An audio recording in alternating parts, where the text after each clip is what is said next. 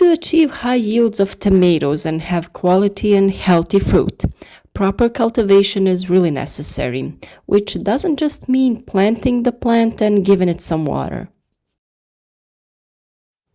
More attention must be paid to the growth and the development of the plant, and in addition to the general ones, specific care measures and timely protection of tomatoes against diseases, pests, and weeds must be carried out. General measures of care include inter-row processing, irrigation, and covering, while specific measures include tying the tomatoes, taking off the stems, decapitation, supplementary fertilization, and mulching. On our channel you have all the tips on growing various fruits and vegetables, so if you like it, follow the channel, like, and share with others. Planted tomatoes will easily accept transplantation, whether the seedling was plucked from the nursery or it is a well-grown seedling from a container with roots. When after 10 days the plant is well rooted and has gained height, it is the right moment to provide support for it. Tomato, as is already known, does not have a tree that can maintain itself, so if it were to spread on the ground, it could easily become infected with blight. Also, in this way, the fruits can easily rot, and the plant of tomato can take root anywhere on the ground. Then a small and pretty useless jungle is created. Tomato tying is applied to tall varieties in order to create an upright tree which can support the weight of the plant itself and a large amount of fruit. The most common way of tying tomatoes in the greenhouse is with a string. The lower part of the stem is tied with a string, loosely in a knot, while the top of the string is tied to the construction of the greenhouse or the construction you created outdoors. Also, plastic clips can be found for this purpose, which we also use in our garden.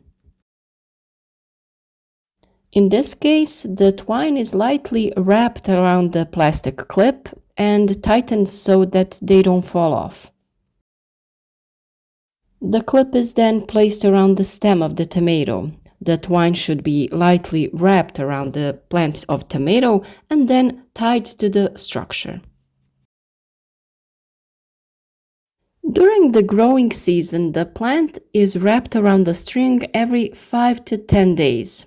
A rule is that you should do it under the following flowering branch so that the flowers are not damaged or they don't fall off.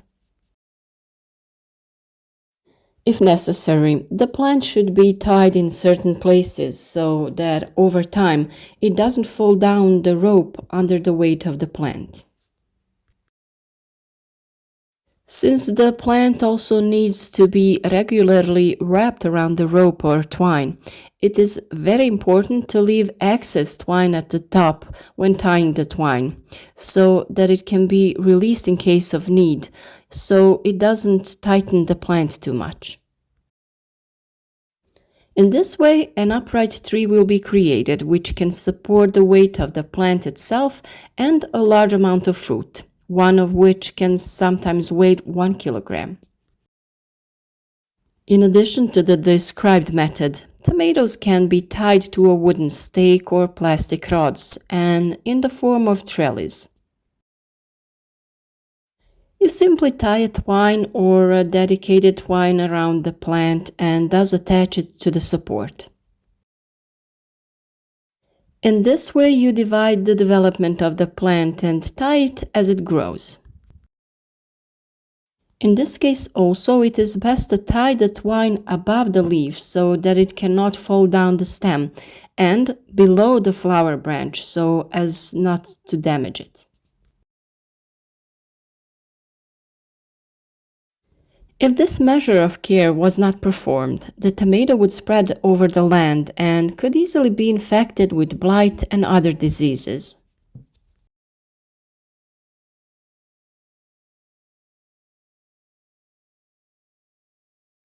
Pinching or removing excess green mass is a mandatory care measure for tall varieties from the moment of planting. Sepals are lateral branches that appear in the axils of the leaf of the main stem. Depriving nutrients created by the process of photosynthesis, the seeds grow, develop, and bear fruit, but the fruits are much smaller and in smaller quantities, which is not the goal of the production. Stoppers should be removed in a timely manner as soon as they reach a length of 4 to 5 centimeters. You have to be really careful with this last spike because it is visible under the flower branch and the tip that continues to grow in height is above the flower branch. In the event that the stem grows, it is not cut off because large wounds are made on the stem, which are the most convenient way for pathogens to penetrate, but the top is simply torn off. If this procedure is carried out in an adequate way, the plant becomes healthy and fruitful, and the fruits are juicy and tasty. On low, that is determinate varieties of tomatoes, there are zappers, but they do not affect the production, so they are removed only under the first flowering branch for better aeration of the plant itself.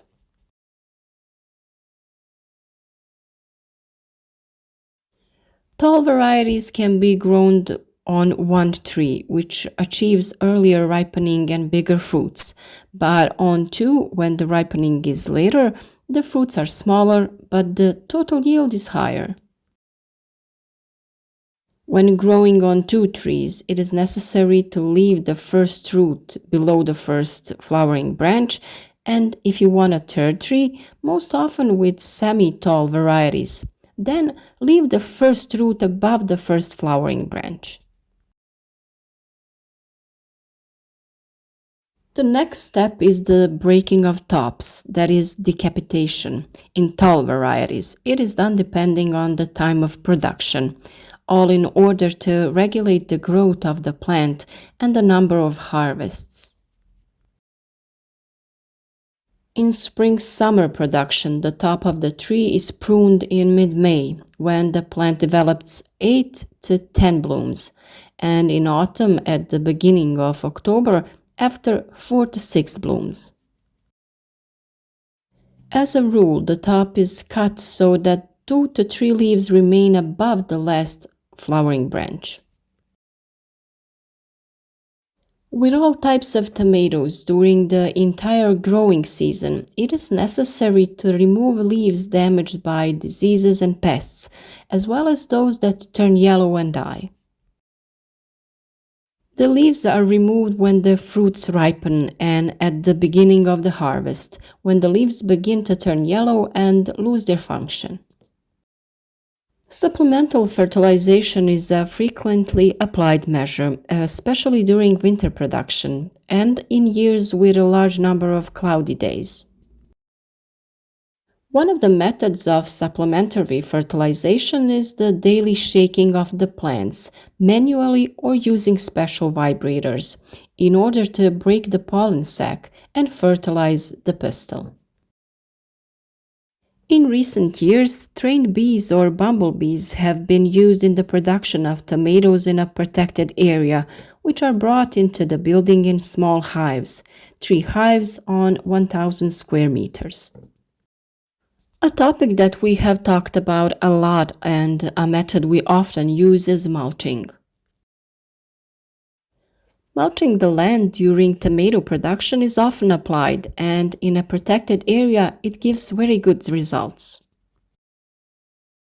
For this purpose, organic and unorganic mulch is used. Organic mulch includes mulching the land with straw, compost, sawdust, while unorganic includes colored films and agri-textile. Both of these types of mulch lead to an increase in soil temperature, prevention of weed growth, reduction in the number of waterings, which achieve favorable microclimate conditions, and thus better plant growth, earlier harvest, and higher yields. If you want to support our work and the effort we put in, follow our channel. If you like the videos, leave us a like or share them on social networks so that they can be helpful to other people. We are always here for you for any questions, so leave us a comment or just write where you follow us from and the ways you grow your plants.